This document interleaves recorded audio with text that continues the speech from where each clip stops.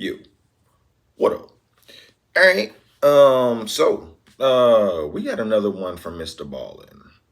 Another one from MrBallen. And this is another top 3 photos with disturbing backstories. Yep. The photos, the backstories, put them together and they are disturbing. All right. Well, let's check out some more photos. Here we go. Today, I'm going to share with you 3 progressive... In early August 1945, warfare changed forever when the United States dropped 2 atomic bombs on Japan. These bombs would devastate the cities of Hiroshima and Nagasaki, killing over 100,000 people. America's goals in dropping these 2 bombs was to hasten Japan's surrender and end World War II, as well as avoid any further Allied casualties. But America also wanted to showcase to the world, really the Soviet Union, that it had this new, extremely destructive technology at their disposal. So on August 6, 1945, at 8:15 a.m., the crew of the B-29 bomber Enola Gay dropped the first ever wartime atomic bomb over Hiroshima, Japan. At the time, Hiroshima was a bustling regional hub that served as a military communications center, storage depot, and troop gathering area. When the bomb detonated over Hiroshima, immediately there was this flash of boiling light that scorched everything it touched. The blast burned at 10,000 degrees Fahrenheit, and the 70,000 people that were within 1,600 feet of the initial blast radius were instantly incinerated. After the dust had settled, 5 square miles of the city were just rubble. The Sumitomo Bank was within that blast radius. That morning before the bomb detonated, an elderly resident of Hiroshima had been sitting on the front steps of the bank waiting for the doors to open. They were clutching their walking stick and they had their other arm against their chest right as the bomb exploded. And when it did, they were one of the 70,000 people that were instantaneously vaporized. This Hiroshima shadow, as it's called, is all that is left of this person. Their shadow remained on the front steps of this bank for over 20 years before they finally removed that section of the stairs and brought it to a museum. Instant.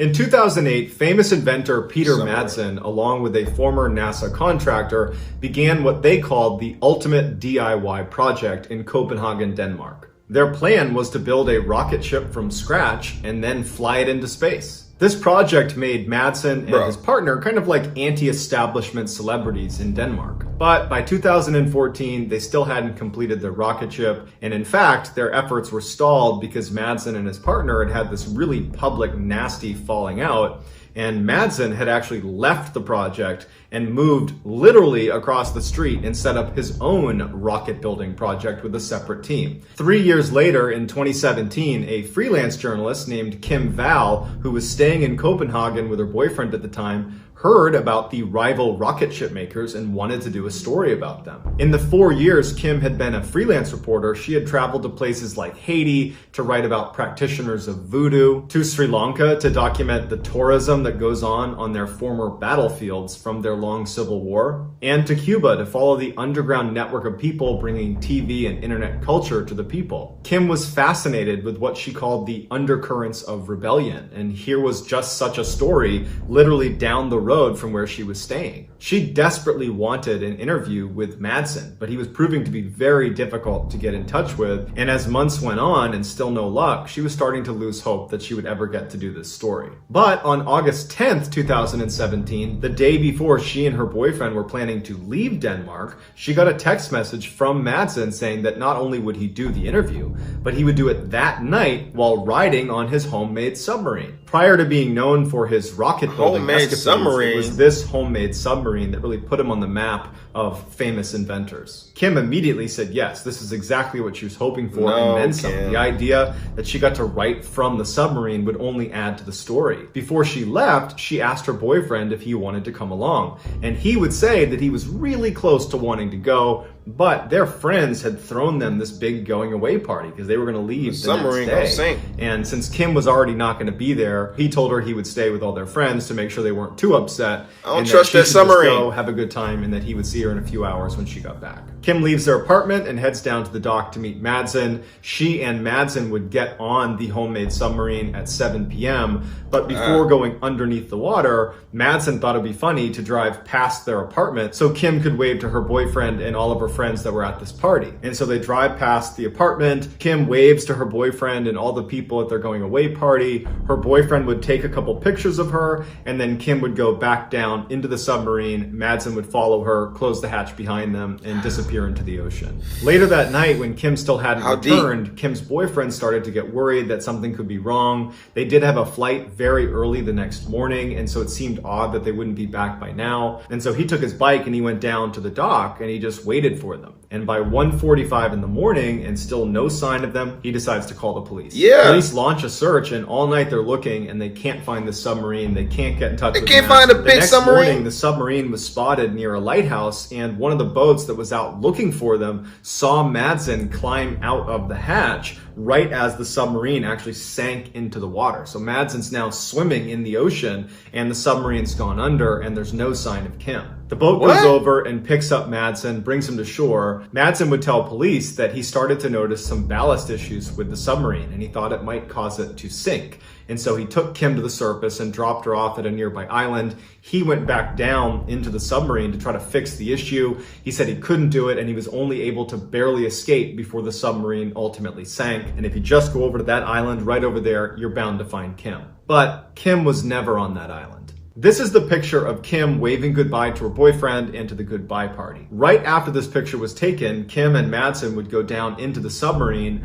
Madsen would offer Kim coffee and cookies, and she would sit down in the control area, while Madsen would step away, go into his room, and begin watching videos of women being beheaded on his computer. Shortly after watching those videos, he walked up behind Kim and beheaded her. 1 month later, Kim's torso would wash up on a beach, and her head would be discovered in a plastic bag along with a knife. It's unclear why Madsen did this, but he had previously tried to get other women to take a private ride on a submarine with him. Kim was just the first person to accept. Madsen was given a life sentence. What? In 1978, 16-year-old Bridget Geiger was waiting outside her home in Ohio for a boy named Jeffrey to take her to prom. She wasn't particularly excited to go to prom with Jeffrey. He was known to be really nervous around girls, and so she figured it was going to be a pretty awkward date, but nobody else had asked her to go, and she really wanted to go to prom, so she said yes. When Jeffrey showed up, she was immediately disappointed. He was wearing this odd ensemble of vest and bow tie, as opposed to the standard tuxedo that she was anticipating him wearing. And so now they weren't going to match. He was also so nervous that he was visibly shaking and couldn't pin her corsage to her dress. And so Bridget's mom had to come out and put the corsage on. After the corsage was on, Bridget's mom would take a couple of very awkward photos of them kind of stiffly standing in front of her house before they ultimately got in Jeff's car and headed for the prom. When they arrived, Bridget wanted to go on the dance floor to see her other friends to kind of lighten the mood because she was not having a good time with Jeffrey so far. But she did stay with him, and it was clear that Jeffrey hated being at the prom. He hated being around this swarming group of teenagers. Bridget felt kind of bad and said, "Hey, Jeffrey, do you want to go sit down and just grab a bite to eat over at the little food cart they have here?" Jeffrey's very relieved and says, "Yes, I'd love to do that." And the pair leave the dance floor and walk over to the little food court area. As they're about to sit down, Jeffrey pulls the chair out for Bridget. She sits down. He kind of pushes her in like a gentleman. But then instead of sitting down with her, he just walks away without telling her where he's going. Bridget assumed he was just going to the bathroom, but after a really long amount of time had passed, and it was clear he had not just gone to the bathroom, she got up to go look for him. And so she went on the dance floor. She can't find him in the building, and so she goes outside to see if maybe his car's not there anymore. Maybe he just left. And she sees his car, it's still in the lot. When she turns around to go back into the prom, she sees Jeffrey sitting on a curb just eating McDonald's cheeseburgers. And she goes over to him and she's like, "What are you doing out here?" And so he told her that he just wanted to step outside and get a couple cheeseburgers and then come back and he would sit with her while she ate, but they wouldn't let him back in. And so he just went and got more cheeseburgers and thought he would wait here until she came outside. And now that she was outside, she couldn't get back in either. So she just says, "Hey, I'd like to just go home." And so Jeffrey is mortified and he tells her, "I'm so sorry. I wanted this to be an Jeffrey, what you call it, Dahmer?" He drives her home. He says goodbye. She walks into her house. He drives off, and that was that. Bridget only saw Jeffrey one more time after that. It was about a week after prom, and Jeffrey actually invited her to come over his house for what he was calling a house party. And Bridget's like, there's no way this kid's throwing a house party. He can barely stand to be around just me, let alone a crowd of people. But she was polite and said, sure, I'd love to come to your house party.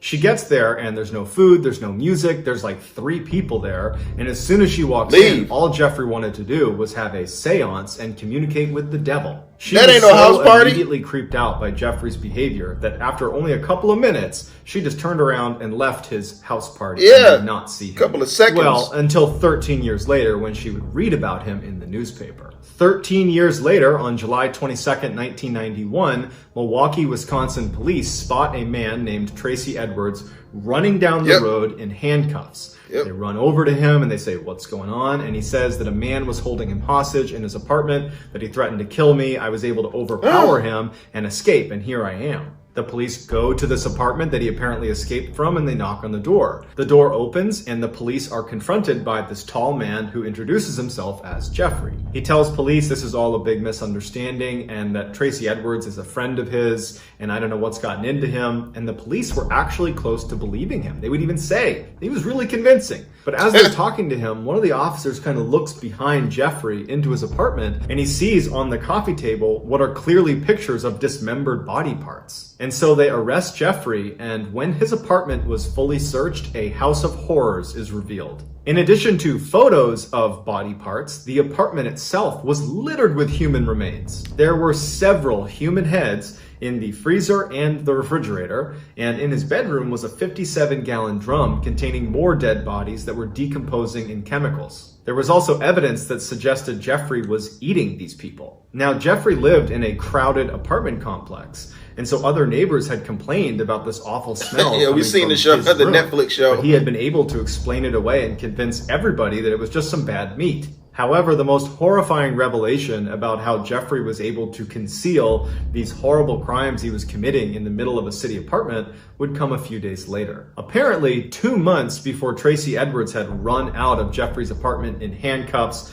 and flagged those officers down, another boy had left the apartment in handcuffs and was running down the road, and police stopped him. But the boy couldn't really speak. He wasn't able to articulate why he was there or what he was doing. And as police are talking to him, Jeffrey comes running up the road, flags the officers down, and thanks them for finding his boyfriend. They had gotten into a lover's quarrel and that everything was just fine. And so the police shrug it off and say, no problem, we'll even give you a ride back to your apartment. And so they drive the boy and Jeffrey back to Jeffrey's apartment. They watch them go inside and the police leave. But if the police had paid a little bit more attention, they would have seen there was a hole drilled in the back of his head by Jeffrey. He had been pouring acid into this kid's head to try to control him, and that was why this boy couldn't speak. And as soon as the police let them go back into the apartment, Jeffrey killed the boy, because Jeffrey, Bridget's prom date, turned out to be none other than infamous serial killer Jeffrey Dahmer. We knew that already, 17 Mr. Ballen. people over a 13-year period. Just days after this picture was taken of Jeffrey and Bridget, right before they headed off to prom together, Jeffrey would kill his first victim and start that 13-year killing spree.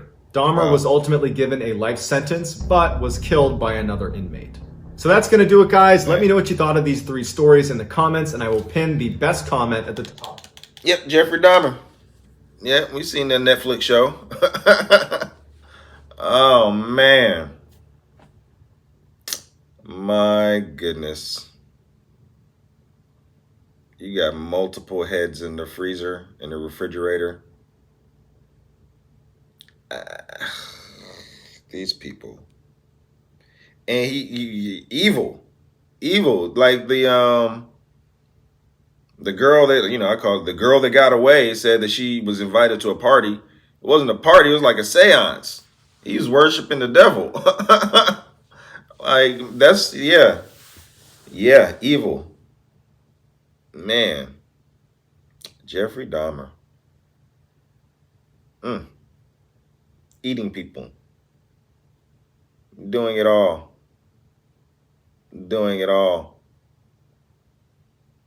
I don't know.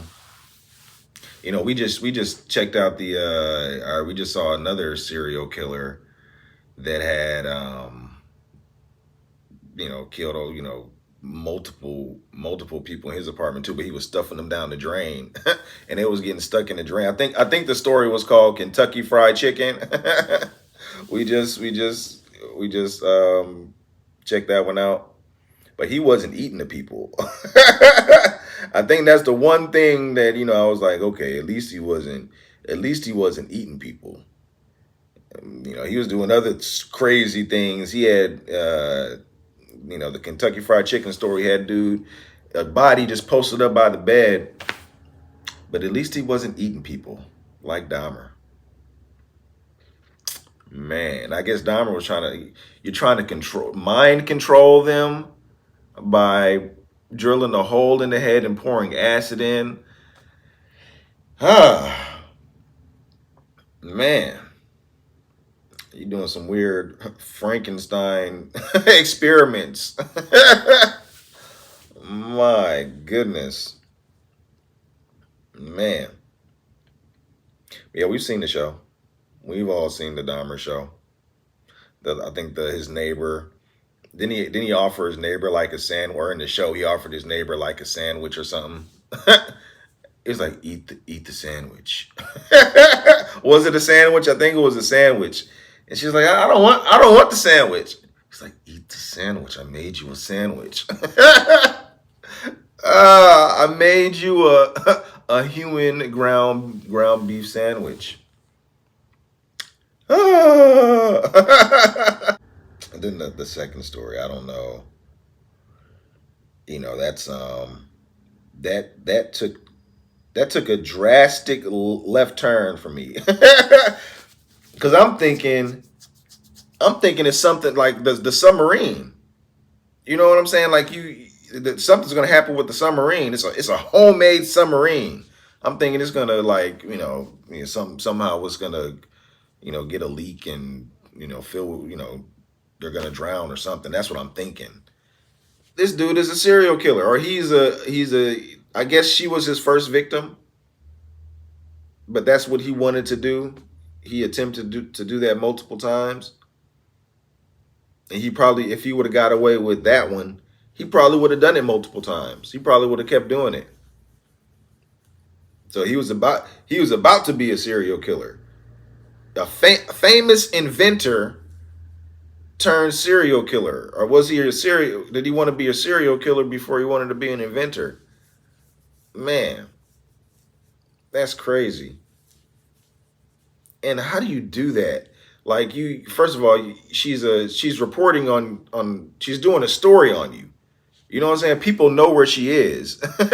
People know where she is and where she's gonna be at. You're leaving the dock and you're on top of the you're on top of the submarine waving to her boyfriend and other people on the dock as you as you wave goodbye. It's like they know where she is. You know what I'm saying? It's not like she's by herself or something and you're like, you know what I'm saying? Like, how the audacity. My goodness. And it's like you've always wanted. No, they said that when she got on board, he went down and looked at pictures or videos of women. Oh my goodness. And that's what he wanted to do. That's what he's always wanted to do. I don't understand that. Oh my goodness. Man, maybe the boyfriend should have came. I mean, I've been like, what? Nah, I would have told her, no, do the interview on land, in a public place, or, you know what I'm saying? Like, there's no reason to, I wouldn't have wanted my girlfriend to go on the submarine because of the submarine. Like, I wouldn't have wanted to go on the submarine because of the submarine. So I wouldn't have wanted her to go on the submarine, because I'm afraid that the submarine wouldn't hold up because it's a damn man-made submarine. But I wasn't thinking that dude was trying to chop her head off. Man, that was just that's why he's not a serial killer. He doesn't, he's not a smart one. Like, I don't understand how you thought that was, how you thought you was going to get away with that. You know, I imagine if you looked in the submarine and stuff, at, where the crime happened, you'd see all kind of blood and stuff. I don't. How would you not? You, man, crazy people, crazy people. Jeez. Yeah, then the nukes, the atomic bomb, Nagasaki and Hiroshima. That's a lot of people. That's a lot of people to be instantaneously wiped out. That's hard to fathom. And it's it's hard to think about. you know, um, but it happened, and is necessary because Japan was getting out of control. They was not stopping. They was not stopping. Even after the first one. Yeah, so I mean, necessary. Well, I mean, I don't. It worked. I would say it worked. It stopped the war. I guess that's when everybody became afraid of the United States because they saw what we could do and what we would do. Like MrBallen said, not necessarily to show that our it wasn't to show our strength towards Japan. It was to show our strength towards Russia. But I think like Russia since then, yeah, Russia's got like bigger bombs, like this. What is it? The SAR bomb. I think I saw like they got clips on. They got clips of the video of the bomb dropping. Is it the SAR bomb? TSAR. They probably got bigger ones since that one. But yeah, three famous stories. Well, I guess two. I didn't know about the second one, but of course Dahmer, and of course the Nagasaki and Hiroshima. But the second one was like like a surprise, surprise ending. Like I don't understand how you go from famous inventor to to wanting to be a serial killer. It doesn't add up. But yeah, very disturbing. Very.